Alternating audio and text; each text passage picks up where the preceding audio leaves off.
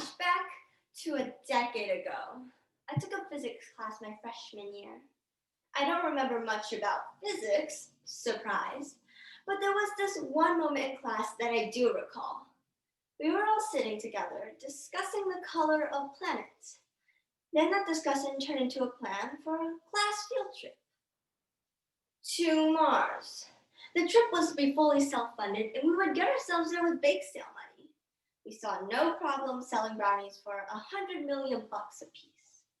Now, if you told pre-pandemic me that this would have happened, I'd be whipping out those brownies on my way to Mars right now. And by this, I mean that no amount of luxury brownies could have saved us from the natural disasters, COVID-19 pandemic, or quite frankly, just the racism and systemic corruption that came of these recent times. And with this eruption of disastrous events, something else also came to rise: performative activism. Of course, there have been more and more things to advocate for recently, but what is performative activism? Isn't activism good? Of course, activism is good, but that's the type that initiates beneficial change in the community. It is hurtful when people seek the oppression of others to elevate their own social image. It's a cruel concept of putting on the show as the better person while actually doing nothing to help the issue of the time. Today, in speech, we will launch our rockets to explore these issues and investigate how performative activism takes shape.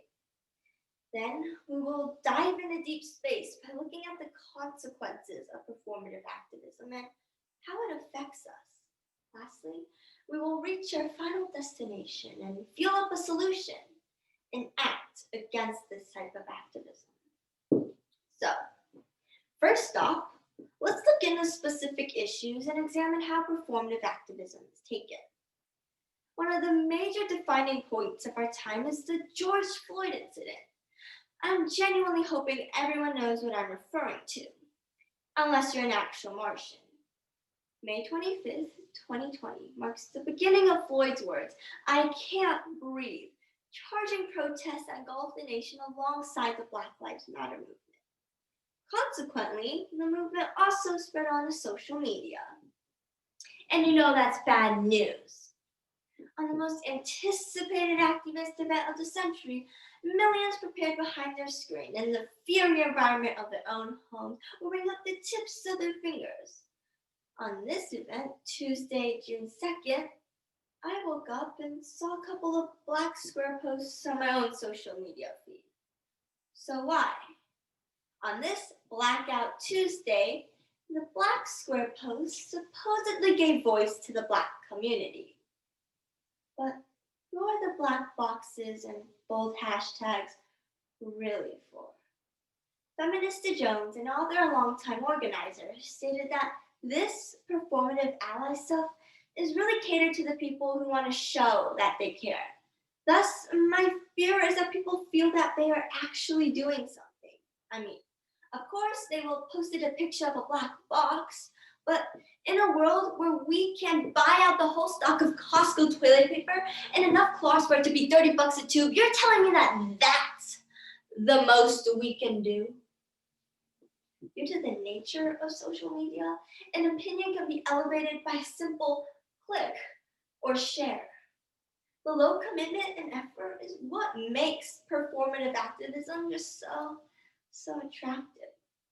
A Twitter user by the name @muffin_chips decided they would fight against systemic racism by tweeting, and I quote, "Defund the police, defund the police, defund the police, defund the police." Okay.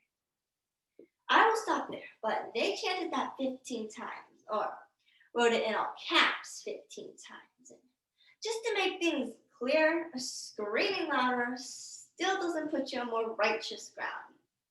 Muffin chips. Or how about the tacky techniques showcased by influencers, such as a pic for the gram? A video surfaced exposing one young lady who drove to a Black Lives Matter protest in Santa Monica, stopped the construction worker from boarding up his door, held his drill for a photo, and then drove away. I bet that photo went up on Instagram as she claimed herself a passionate supporter for Black lives. The real question is, does that do anything to empower Black lives? Is that even activism? And how the heck do hammer drills fight racial inequality?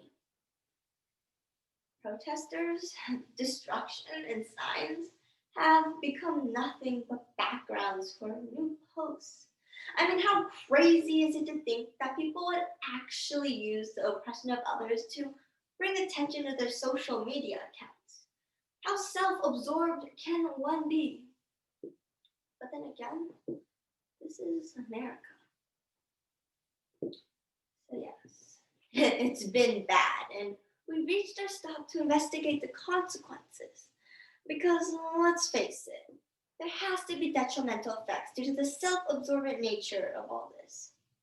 As Shonda Rhimes, creator of Grey's Anatomy, said during her Dartmouth commencement address, a hashtag is not a movement. A hashtag does not make you Dr. King. Though it'd be nice if a hashtag made me Nobel Peace Prize winning civil rights leader, it is correct to encourage people to act upon these issues and not just sit on their butts. Just copying and pasting has become the criteria to becoming an activist. In a world where activism is less about acting and more about saying, we created a society of false pretenses, clown performance. People are indulged in the idea that their black box can make a difference. Just by saying Black Lives Matter, you're now a fervent activist, and that Kendall Jenner can solve police brutality with a can of Pepsi. Yet, we've also taken this issue too far in the wrong ways. Though we should pay attention to such horrific incidents as the one of George Floyd, we should not consume Black suffering like it's a meme. Just as the Fortnite dances dominated our times in 2019, it was to be forgotten. But this time, this issue will be forgotten for the worse. The allure for this type of activism dehumanizes certain movement, belittles them into something just temporarily trendy and cool. So, how do we stop this show before it gets any worse? Well, I'm not gonna offer a tap dance routine as a solution, and quite frankly, I don't have any routine for solving systemic racism.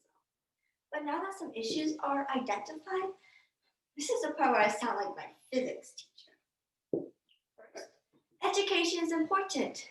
Seriously, before participating in any recent social media trends, do that research like it's a paper. Official pages and websites are much better starts than a meme you found under your feed. Next, don't be lazy. A classic from teachers, but let's actually live up to what we claim to fight. Protest, pick up a phone, and for those that can't stop liking or hashtagging posts, maybe try opening your purse. Now, I hope your school teachers never bullied you into giving them money, but in this case, consider donating a few dollars to those that are affected. One can also engage with real life people. I know, social interaction, scary, but we must disrupt the happiness narrative in our lives and speak out within our social circles. Don't blame me for it, but there will be uncomfortable, painful conversations. Yet acting under those circumstances proves your purity to the cause. So today, we've all gone on a journey and opened our eyes to the performative activism that surrounds us. We've even ventured into understanding just how damaging and consequential such actions are, while also routing ourselves to an action-geared solution. So, I would like to end with a classy little song lyric. As said in Gil Scott-Heron's 1971 song, "The Revolution Will Not Be Televised," the revolution will not be televised. I never heard of that song before, but the message is important here. However, I'm actually going to leave with a quote from someone more well known. Mars is there, waiting to be reached. Buzz Aldrin.